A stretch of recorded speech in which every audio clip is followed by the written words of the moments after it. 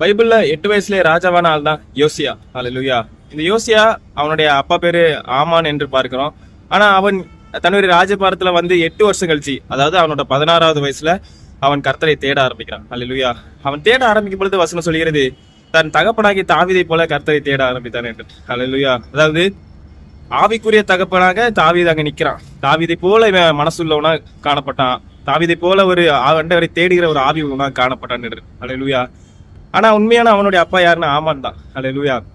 அப்போ தேட ஆரம்பித்து அங்க இருக்கிற விக்கிரங்கள் எல்லாம் உடைத்து போட்டு அதை தகர்த்தெறிந்து முடிக்கும் பொழுது 12 வருஷம் ஆகிறது. 12 அவன் ராஜ்யபாரத்தை பண்ணி 12 வருஷம் ஆகிறது. ஹல்லேலூயா. ஸோ அதெல்லாம் அது முடிக்கும் பொழுது கடைசியாக அதெல்லாம் கிளியர் பண்ணி மொத்தமாக முடிக்கும் பொழுது 18 வருஷம் ஆகிறது. ஹல்லேலூயா. பிளான் பண்றதுக்கு 12 வருஷம் வரைக்கும் ஆகிறது. அதை முடிக்கும் பொழுது 18 வருஷம் ஆகிறது. அதுக்கப்புறம் தேவாலயத்தை அவன் சரி செய்ய ஆரம்பிக்கிறான். ஹல்லேலூயா. ஸோ பாருங்க, ஸ்டெப்பா அவனுடைய ரட்சிப்பு எப்படி முன்னேறுது பாருங்க. ஃபர்ஸ்ட் ராஜாவா வரான். அவனுக்கு அவன் ஆண்டவரை பத்தி தெரியல.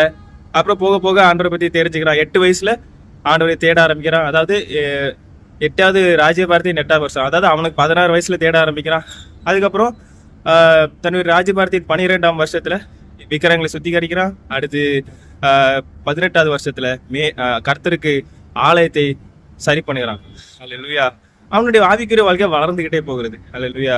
ஸோ பாருங்க, ஒரு சின்ன பையங்க, அவனுக்கு என்னதான் அவன் ஒரு மனுஷனா இருந்தாலும் அவனுக்கு ஆண்டவரை தேடுகிற அந்த மனம் வந்ததுனாலதான் அன்னைக்கு அவனுக்கு ரட்சிப்பு கிடைத்தது. ஹல்லேலூயா. இன்றைக்கும் தேவ பிள்ளைகளே, யாரா இருந்தாலும் சரி, எவ்வளவு பெரிய ஊழியக்காரனுடைய பையனா இருந்தாலும் சரி, ஆண்டவர் தேடுகிற மனம் இருந்தா மட்டும் தான் அங்க ரட்சிப்பு வரும். படிப்படியாக ஆவிக்குரிய வாழ்க்கையில உயர்த்துவார், உங்களையும் உயர்த்துவார். கர்த்தர் தாமே உங்களை ஆசீர்வதிப்பார்.